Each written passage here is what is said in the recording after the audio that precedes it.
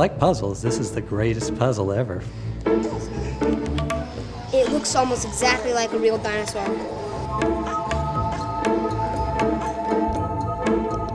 Such a complex life form.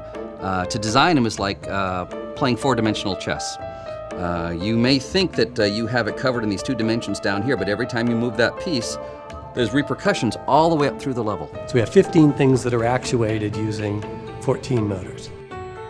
If we decide that we want to make a little adjustment in the head, and we change the size of the head, that changes the weight of the head, and that affects the amount of power that it takes to lift the head, which affects the gearing that we need for the motors, and that affects how much current we draw, which affects the play pattern.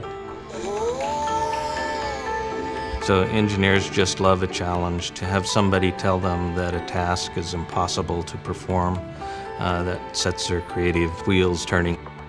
So one of the main interaction sensors are the 8 touch sensors that are on the legs and the back and the chin and the head.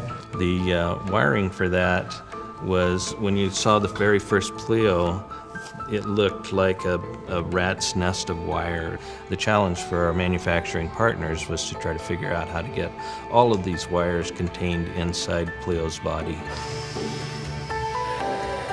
Everything in pleo affects everything else. Pleo has to articulate in the center of the torso. The challenge was to keep the battery from interfering with that articulation or that motion. Final design that the engineers came up with looks like this, where you can simply remove the cassette and charge the battery up externally.